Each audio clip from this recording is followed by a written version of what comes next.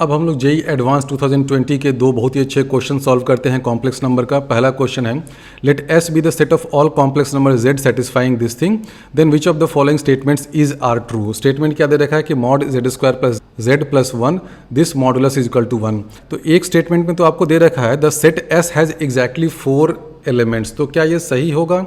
ये सही नहीं होगा, ये फॉल्स होगा। क्यों फॉल्स होगा?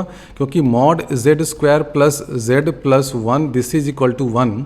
तो z तो यहाँ पर कॉम्प्लेक्स नंबर है ना, तो हम लोग ये कह सकते हैं कि z square plus z plus one this is equal to e to the power i theta. क्योंकि ये जो कॉम्प्लेक्स नंबर है z square plus z plus one, इसका मॉडुलस वन है, यानी कि वो कॉम्प्लेक्स नंबर क्या हो सकता है? E to the power i theta हो सकता है। तो थीटा की तो इनफाइनाइट वैल्यूज़ हो सकती हैं, तो उन इनफाइनाइट वैल्यूज़ के लिए इस इक्वेशन के इनफाइनाइट रूट्स हो सकते हैं। यानी कि जो सेट एस है उसमें सिर्फ 4 एलिमेंट नहीं होंगे, इनफाइनाइट नंबर ऑफ एलिमेंट्स होंगे।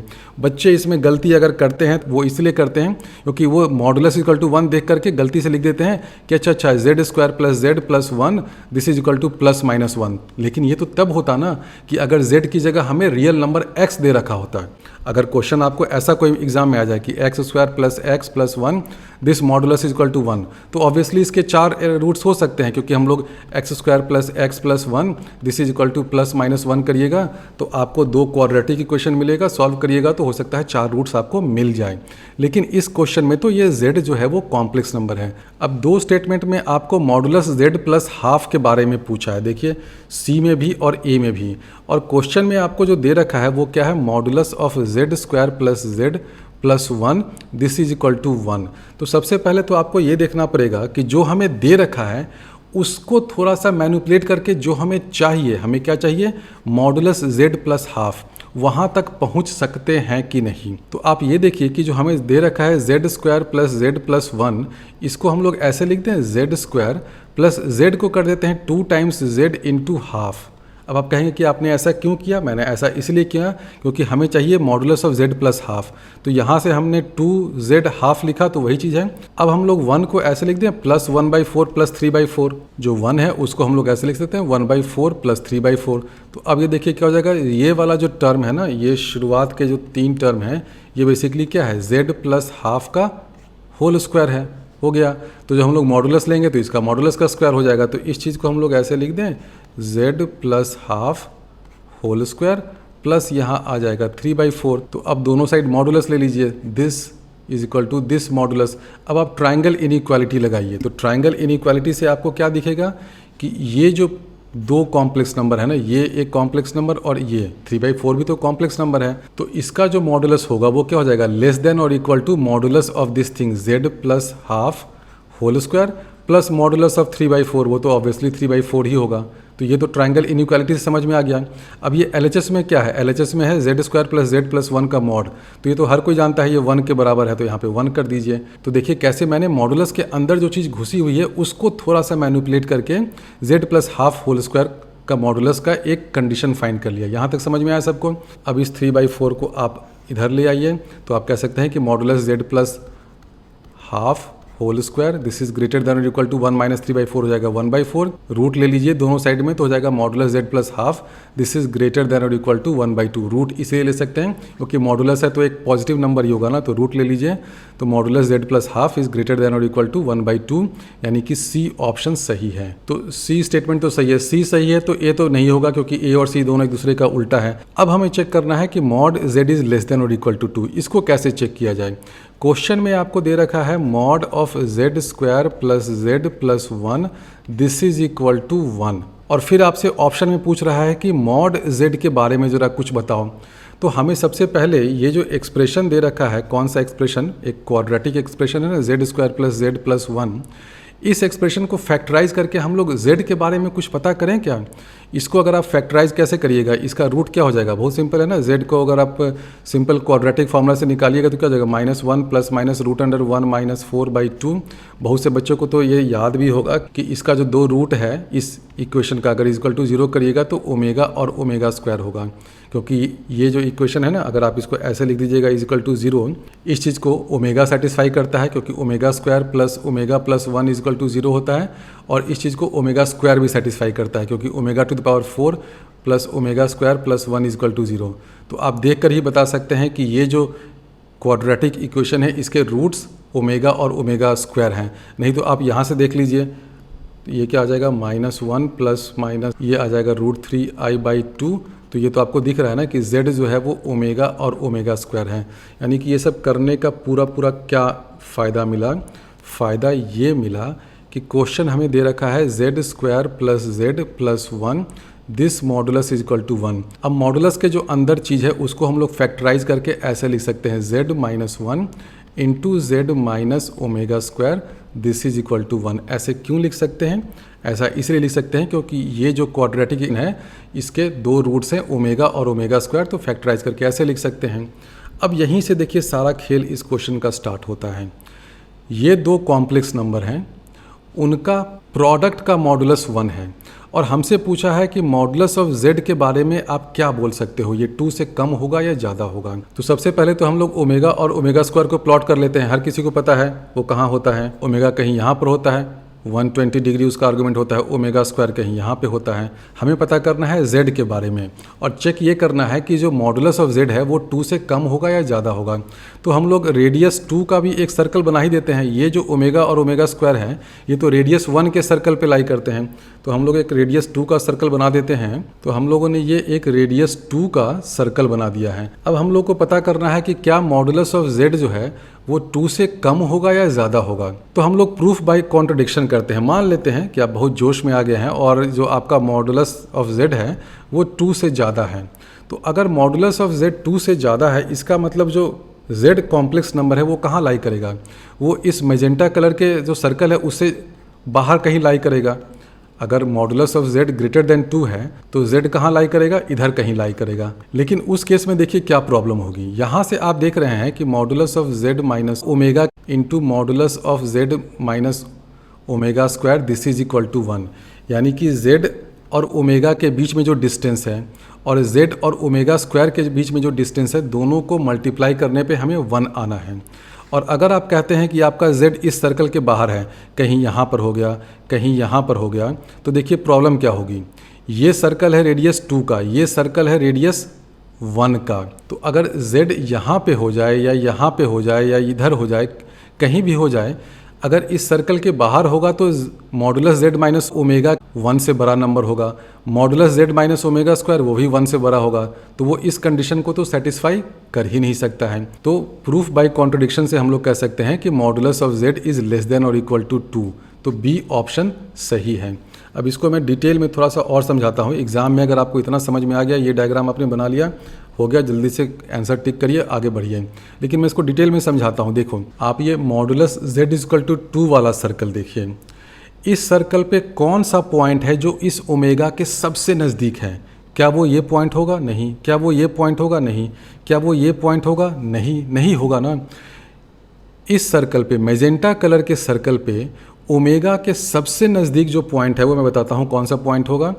आप यहाँ से ओरिजिन से ओमेगा को कनेक्ट करिए, ये ऐसे ले जाइए। यहाँ पे जो z पॉइंट होगा तो इस z और ओमेगा के बीच में जो डिस्टेंस होगा ये 1 हो जाएगा, क्योंकि यहाँ तक 1 है, यहाँ तक 2 है, तो ये डिस्टेंस कितना होगा? 1 होगा, सिंपल ज्योमेट्री से। अब इस z के अलावा अगर आप कहीं भी चले जाइए, यहाँ पे आ जाइए, यहाँ पे आ जाइए, यहाँ पे आ जाइए, तो उस z और ओमेगा के बीच में जो डिस्टेंस होगा वो तो 1 से ज़्यादा ही होगा। यानी कि मैं कह सकता हूँ कि मॉड z इक्वल टू 2 पे भी जितने भी पॉइंट्स होंगे एक्सेप्ट 1 पॉइंट, हर जगह तो modulus of z minus omega है वो 1 से ज़्यादा है। उसी तरह इस सर्कल पे कौन सा पॉइंट होगा such that modulus of z minus omega square 1 के बराबर हो? ये वाला पॉइंट होगा। ऐसे यहाँ से जो लाइन आएगा ना, ये वाला z जो होगा, तो इस केस में modulus of z minus omega square 1 के बराबर होगा। तो अगर z जो है वो इस सर्कल के बाहर चला जाए, यहाँ कहीं आ जाए, यहाँ कहीं आ जाए, इधर कहीं आ जाए, तो वैसे z के लिए तो मॉड z माइनस ओमेगा जो है वो 1 से बड़ा होगा। उसी तरह mod z minus omega square वो भी 1 से बड़ा होगा। तो इनका प्रोडक्ट जो है वो 1 के बराबर तो हो ही नहीं सकता है। इसका मतलब मॉड z जो है वो 2 से बड़ा तो हो ही नहीं सकता है। तो आंसर क्या हो गया? Mod z is less than और इक्वल टू 2। इनफैक्ट मैं तो इससे ज़्यादा स्ट्रॉन्ग कंडीशन प्रूव कर दूंगा। मैं तो ये कहता हूँ कि modulus z is less than 2, equal to भी नहीं हो सकता है। क्यों नहीं हो सकता है? सिंपल सा लॉजिक है, सोचिए। Modulus z is equal to 2 में क्या ये सेटिस्फाई होगा? नहीं होगा। अब ये सब थोड़ा डिटेल हो रहा है लेकिन इनको समझ लेना बहुत ज़रूरी है, क्योंकि geometrical aspects of complex number पे खूब सारे क्वेश्चन पूछे जाते हैं। मैं ये कह रहा हूँ कि mod z is equal to 2 भी पॉसिबल नहीं है। इसलिए पॉसिबल नहीं है क्योंकि mod z is equal to 2 पे क्या होगा, आप इस मेजेंटा लाइन पे हैं, आप मेजेंटा लाइन पे आप यहाँ रहिए, इधर रहिए, कहीं भी रहिए, तो ये भी 1 से ज़्यादा होगा, ये भी 1 से ज़्यादा होगा, तो ये सेटिस्फाई नहीं करेगा। एक केस में मॉड z माइनस ओमेगा 1 होगा। कब होगा मैं बताता हूँ। अगर आप इस z पे हैं तो z माइनस ओमेगा का मॉड 1 होगा, यानी कि ये वाला फैक्टर तो 1 हो गया। लेकिन उस z के लिए mod z minus omega square 1 नहीं होगा, 1 से बड़ा होगा। देखिए z अगर यहाँ पर है तो z माइनस ओमेगा स्क्वायर ये जो डिस्टेंस होगा ये 1 से ज़्यादा होगा। अगर आप यहाँ पे हैं तो mod z minus omega square 1 से बड़ा होगा, तो प्रोडक्ट जो है वो 1 से बड़ा हो जाएगा। यानी कि मॉड z इक्वल टू 2 के लिए भी ये वाला रिलेशन सेटिस्फाई नहीं होगा। इसका मतलब अगर ये रिलेशन सेटिस्फाई हो रहा है तो मॉड z को तो 2 से कम होना ही है।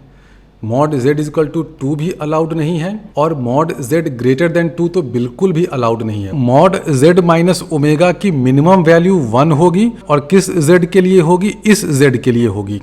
लेकिन उस z के लिए z माइनस ओमेगा स्क्वायर का मॉडुलस, यानी कि ये वाला डिस्टेंस जो है, ये वाला डिस्टेंस ऑब्वियसली 1 से ज़्यादा होगा। तो अगर आप इस z की बात करते हैं, इसका हम लोग नाम कुछ देते हैं, z1 कर देते हैं। तो अगर आप इस z1 पे हैं तो क्या हो जाएगा, z1 माइनस ओमेगा, ये वाला डिस्टेंस तो 1 हो जाएगा। तो ठीक है, चलो भाई इस LHS में ये फैक्टर 1 हो गया। लेकिन z1 माइनस ओमेगा स्क्वायर ये जो डिस्टेंस है, देखो ये डिस्टेंस ऑब्वियसली 1 से ज़्यादा है। क्यों ज़्यादा है, क्योंकि देखो ओमेगा स्क्वायर के क्लोजेस्ट पॉइंट जो इस आउटर सर्कल पे लाई करता है वो यहाँ कहीं होगा। ओरिजिन ओमेगा स्क्वायर और इन तीनों पॉइंट्स को कोलिनियर होना पड़ेगा। एक स्ट्रेट लाइन बना दीजिए ओरिजिन से, लो बेटा ओरिजिन ओमेगा स्क्वायर, ये जो पॉइंट बना ना Z2, तो Z2 और ओमेगा स्क्वायर के बीच में डिस्टेंस है वो मिनिमम डिस्टेंस 1 है। अगर आप यहाँ पर हैं, यहाँ पर हैं, अगर आप यहाँ पर हैं तो भी देखिए इस पॉइंट और ओमेगा स्क्वायर के बीच में डिस्टेंस क्या है, इस 1 डिस्टेंस से ज़्यादा होगा। तो देखो इस आउटर सर्कल पे 2 पॉइंट्स हैं, Z1 और Z2। Z1 ऐसा पॉइंट है जो ओमेगा से शॉर्टेस्ट डिस्टेंस, मिनिमम डिस्टेंस पे है, जिसकी वैल्यू 1 है। लेकिन इस Z1 का ओमेगा स्क्वायर से डिस्टेंस 1 से ज़्यादा है। तो अगर आप Z1 पे हैं तो देखो इस LHS में ये वाला फैक्टर 1 हो जाएगा, लेकिन ये वाला फैक्टर 1 से बड़ा है। तो ऑब्वियसली LHS में दोनों फैक्टर्स का प्रोडक्ट जो होगा वो 1 से बड़ा हो जाएगा। तो अगर आप Z1 पे हैं तो ये 1 होगा, but this is greater then 1, तो LHS जो है ग्रेटर देन 1 हो जाएगा। यानी कि अगर आप इस सर्कल पे हैं, इस Z1 पॉइंट पे हैं, तो LHS is not equal to RHS। अगर आप Z2 पे हैं, यहाँ पे हैं, तो Z2 माइनस ओमेगा स्क्वायर का मॉडुलस ये डिस्टेंस 1 होगा। तो उस केस में क्या हो जाएगा, Z2 वाले केस में देखो Z2 माइनस ओमेगा स्क्वायर का मॉडुलस ये 1 हो जाएगा। लेकिन देखो उस केस में Z2 माइनस ओमेगा, यानी कि इस पॉइंट का और इस पॉइंट का डिस्टेंस ये ऑब्वियसली 1 से ज़्यादा है। यानी कि उस केस में ये वाला फैक्टर ग्रेटर देन 1 हो गया। तो अल्टीमेटली क्या हो जाएगा, LHS ग्रेटर देन 1 हो गया, तो RHS के बराबर नहीं होगा। तो इस बड़े वाले सर्कल पे एक पॉइंट ओमेगा से 1 डिस्टेंस पे है, दूसरा पॉइंट ओमेगा स्क्वायर से 1 डिस्टेंस पे है। लेकिन कोई भी ऐसा पॉइंट नहीं है जो ओमेगा और ओमेगा स्क्वायर दोनों से 1 डिस्टेंस पे हो। अगर कोई वैसा पॉइंट रहता जो ओमेगा और ओमेगा स्क्वायर दोनों से 1 डिस्टेंस पे होता, तब हम लोग कह सकते हैं कि LHS में भी 1 हो गया, यहाँ भी 1 हो गया, तो LHS का प्रोडक्ट 1 हो गया, RHS 1 हो गया। यानी कि वैसे पर्टिकुलर पॉइंट के लिए ये कंडीशन सेटिस्फाई हो जाता अगर वैसा कोई पॉइंट होता तो। लेकिन अभी हमने दिखा दिया कि वैसा तो कोई पॉइंट है ही नहीं। Z1 एक पॉइंट हमने ढूंढ के लाया जो ओमेगा से 1 पे है, लेकिन ये जो Z1 है वो ओमेगा स्क्वायर से 1 डिस्टेंस से ज़्यादा पे है। Z2 एक पॉइंट मैं ढूंढ के लाया जो ओमेगा स्क्वायर से 1 डिस्टेंस पे है, लेकिन ये जो Z2 पॉइंट है उसका ओमेगा से डिस्टेंस 1 से ज़्यादा है। यानी कि Z1 हो या Z2 हो, दोनों पॉइंट्स जो हैं वो इस कंडीशन को, इस ब्लू वाले कंडीशन को सेटिस्फाई नहीं करते हैं। Z1 के केस में ये फैक्टर 1 है लेकिन ये वाला फैक्टर ग्रेटर देन 1 है, तो LHS ग्रेटर देन 1 हो गया, RHS 1 है, सेटिस्फाई नहीं होगा। Z2 के केस में ये वाला फैक्टर देखो 1 है, Z2 माइनस ओमेगा स्क्वायर, लेकिन ये वाला factor Z2 minus omega greater than 1 है, LHS ग्रेटर देन 1 हो जाएगा, दोनों का प्रोडक्ट, और RHS 1 है यानी कि सेटिस्फाई नहीं होगा। तो हमने दिखा दिया कि ये जो आउटर सर्कल है मॉड Z इक्वल टू 2 वाला सर्कल है, इस सर्कल पे भी कोई ऐसा पॉइंट नहीं है जो इस ब्लू वाले कंडीशन, इस कंडीशन को सेटिस्फाई करता है, यानी कि S सेट में जितने भी पॉइंट्स हैं सबका मॉडुलस 2 से छोटा होगा।